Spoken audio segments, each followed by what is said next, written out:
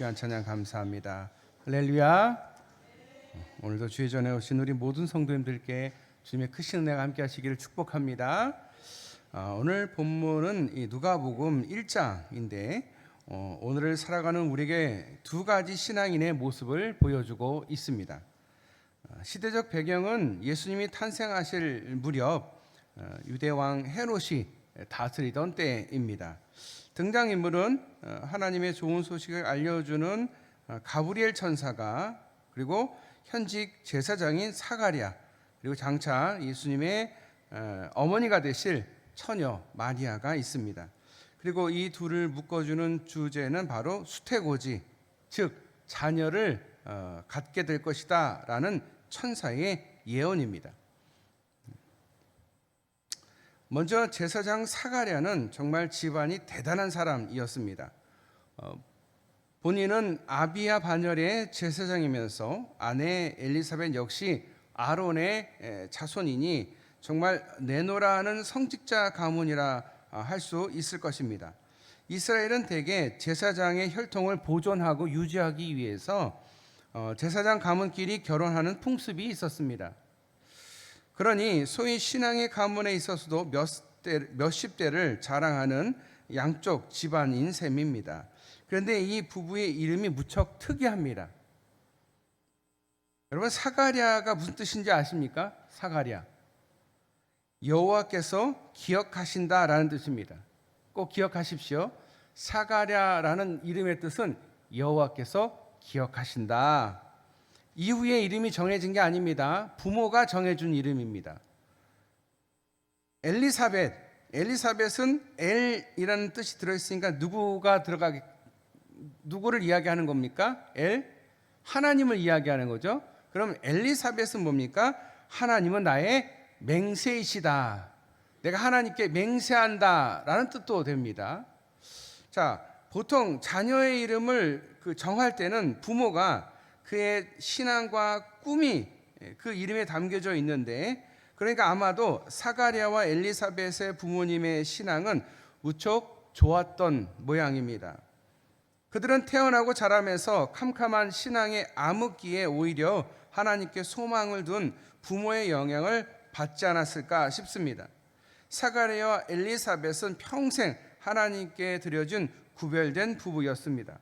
본문 6절에 이 두 사람이 하나님 앞에 의인이니 주의 모든 계명과 규례대로 흠이 없이 행하더라.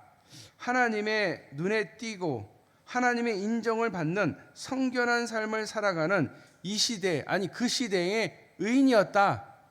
우리 보통 하나님께서는요, 의인이 없다, 눈을 씻고 봐도 의인이 없다라고 말씀하시는데 굉장히 드문 경우입니다. 하나님 마음에 들었고 하나님 보시기에 의인이다. 그들은 하나님 마음에 들었던 사람입니다. 그런데 그들에게 오랫동안 마음에 근심거리가 있었습니다. 여러분, 하나님께서 마음 들어하시고 하나님이 선택한 사람들에게는 근심이 없을까요?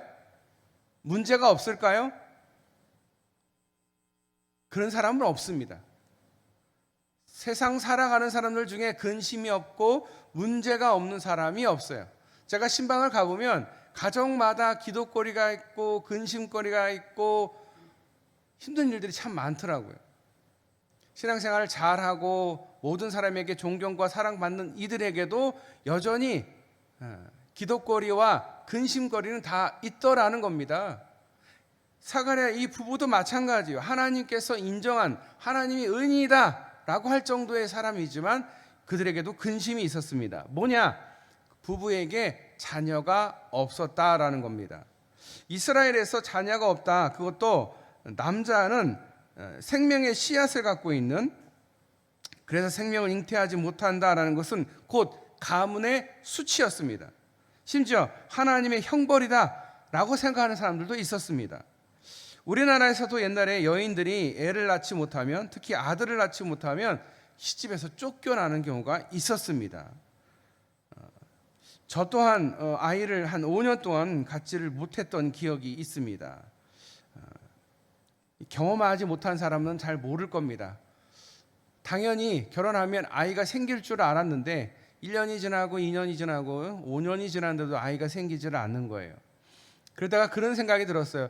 아, 내가 하나님 앞에 아이를 달라고 기도한 적도 없고 아이에 대해서 내가 깊이 하나님 앞에 기도한 적이 없다라는 생각이 딱 들더라고요. 그래서 그때부터 기도를 했어요. 근데 그 기도를 하게 된 계기는 뭐였냐? 저희 아내가 아무래도 우리 둘 다 병원에 한번 가봐야 되지 않을까? 걱정이 되니까 한번 병원에 가보자. 병원 예약을 했어요.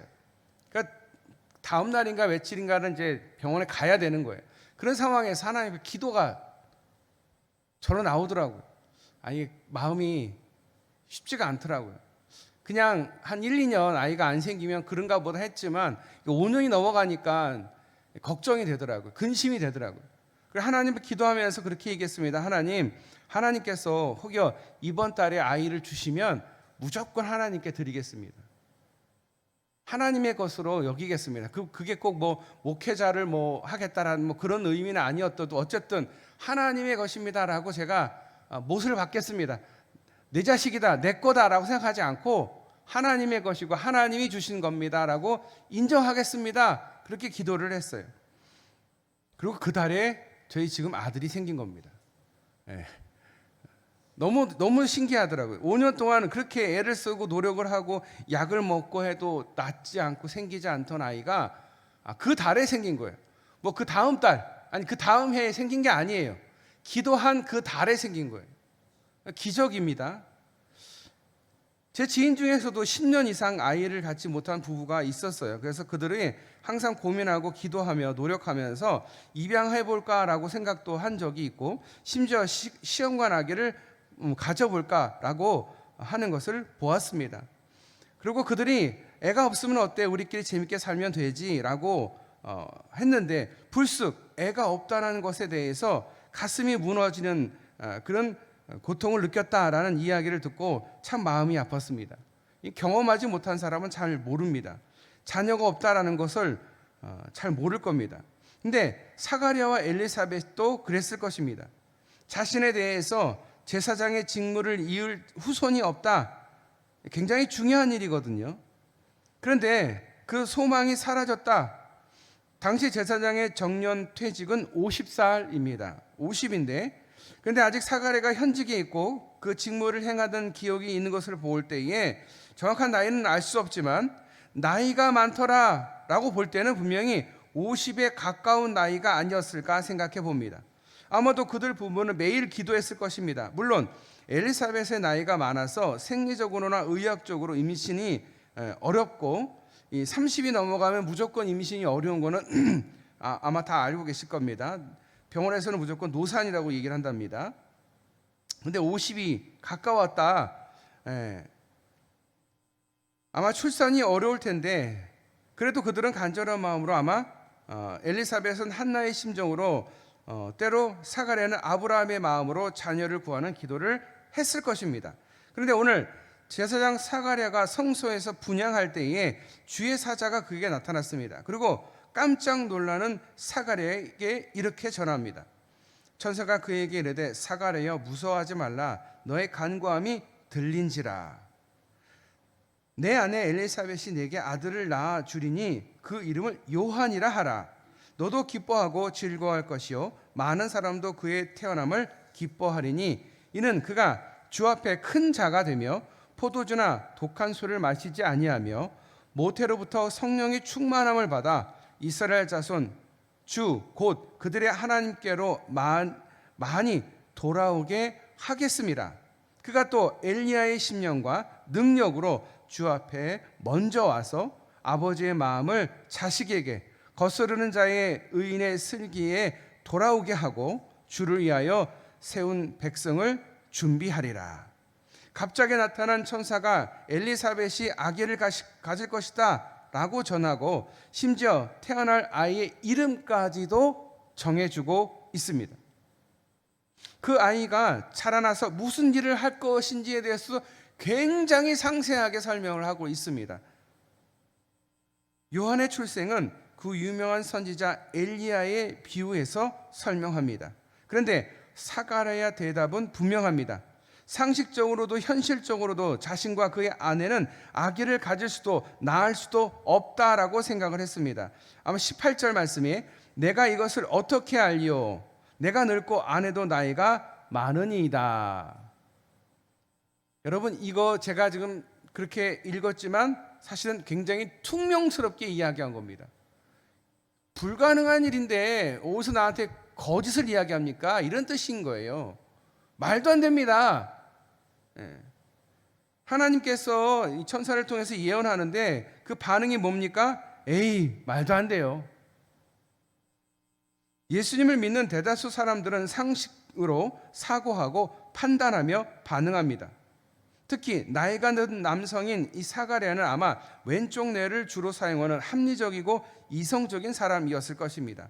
우리가 알다시피 왼쪽 뇌는 논리적이고 합리적이고 이성적이고 추리적이며 계산적이고 논리적이라고 합니다. 수리적이라고 합니다. 주로 언어 활동 등의 것을 관장하는 뇌입니다.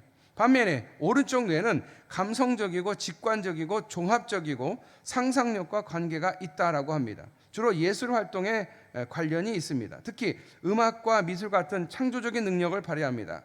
원래 우리가 태어날 때는 양쪽 뇌를 골고루 사용할 수 있도록 지어졌지만 학교를 가면서 주로 왼쪽 뇌만을 생각하는 그것을 사용하는 교육을 받아서 왼쪽 뇌가 개발이 되고 반대로 오른쪽 뇌의 개발은 부족합니다. 우리가 학교 다닐 때 예체능 시간이 있잖아요. 그런데 시간이 점점 지나면서 예체능 시간은 다 없어져요. 공부하는데 뭐 예체능이 뭐가 필요해?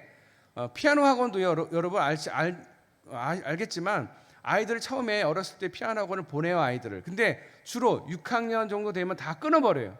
아이들도 끊고 부모도 끊어야 된다고 생각을 한다는 거죠. 잘못된 거예요. 뇌를 한쪽만 계속 개발함으로써 감성과 예술성을 결여시킨 사람을 만드는 거예요. 작품을 보고도 이해를 못하고 느끼지 못하는 사람을 만드는 거거든요. 무지에서 오는 판단일 겁니다. 여러분, 아무리 뇌를 왼쪽을 주로 쓴다고 하면 결국 사가랴가 나이가 50에 가까웠으니까 아마 왼쪽 뇌만을 쓴 것 같아요. 하나님의 천사가 예언을 했어요.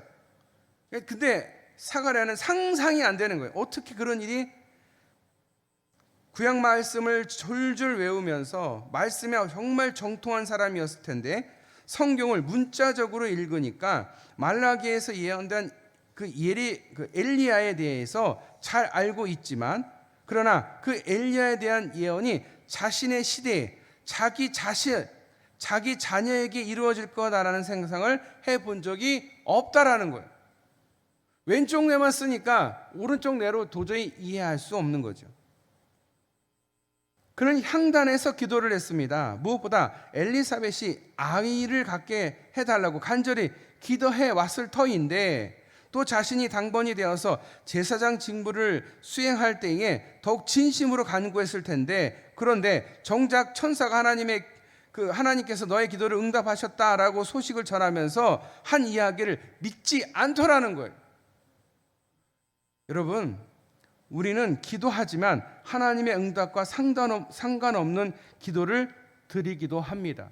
그러니까 기도를 드리면서도 믿음이 없는 거예요. 믿음으로 구하는 게 아니라 이미 받은 줄로 믿고 기도하는 게 아닙니다.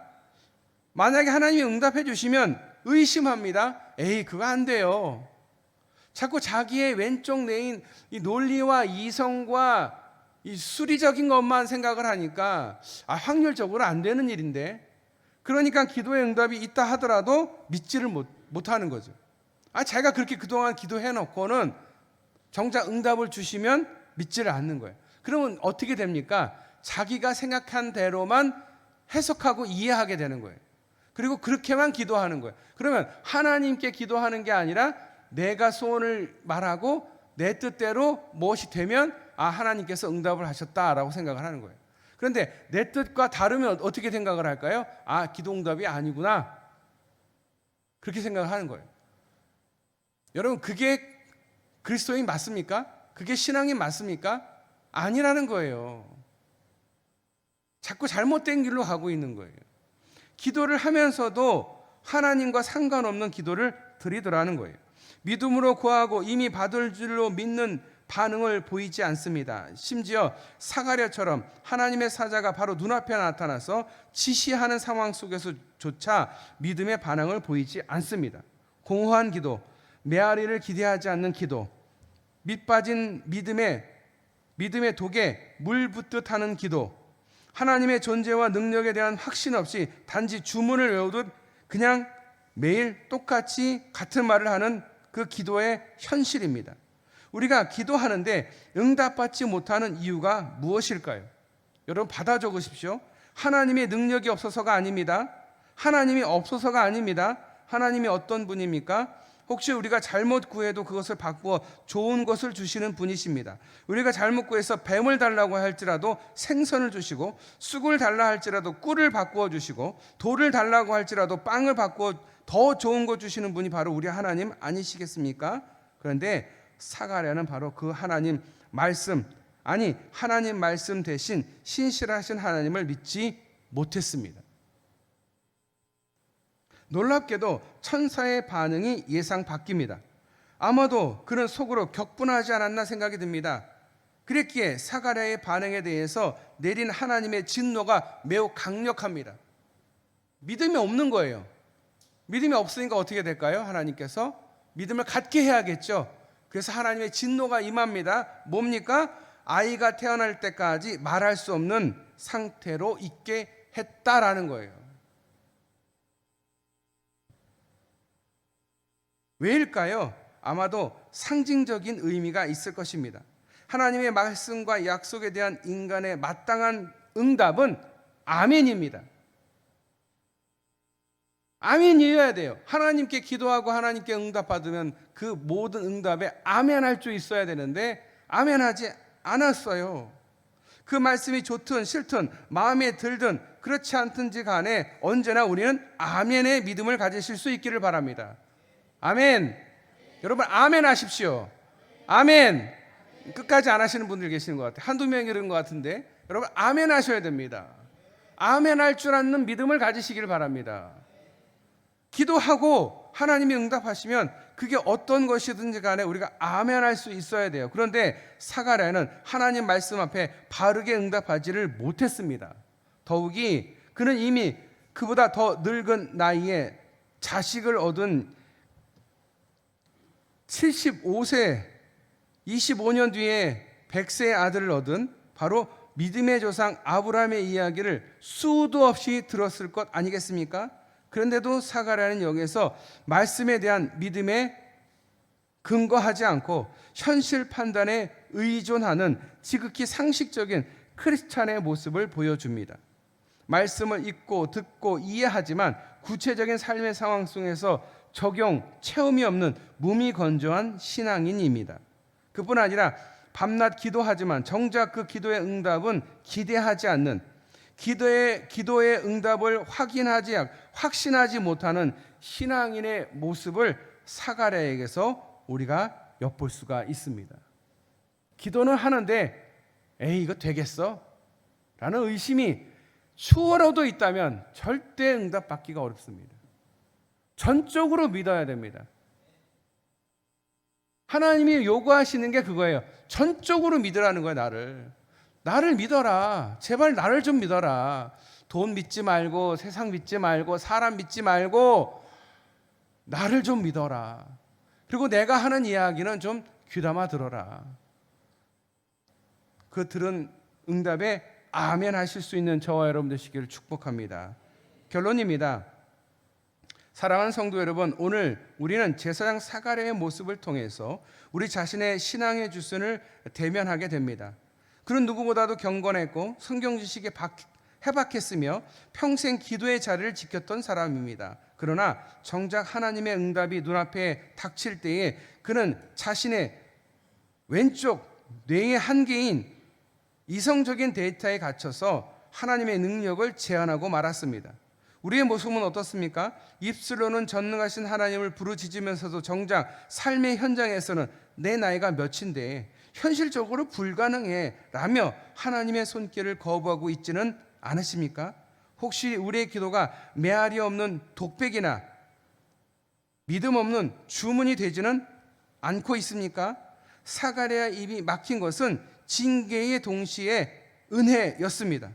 내 불신앙의 말을 멈추고 하나님의 일하심을 잠잠히 바라보라는 하나님의 능력입니다.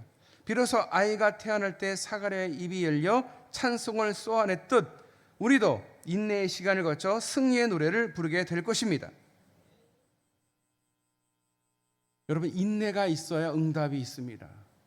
기다림이 있어야 응답이 있습니다. 오늘 제가 중요하게 본 말씀은 13절입니다. 너의 간구함이 들린지라. 아멘.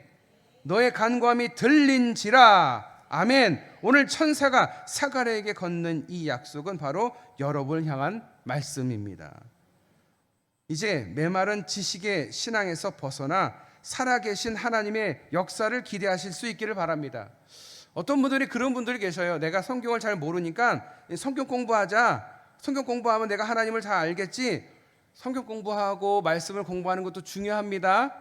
하나님을 성경 공부로 알면 하나님을 글로 알게 되는 거예요. 하나님을 글로 알게 되면 잘못된 길로 갑니다. 이단들이 그렇죠. 이단들이.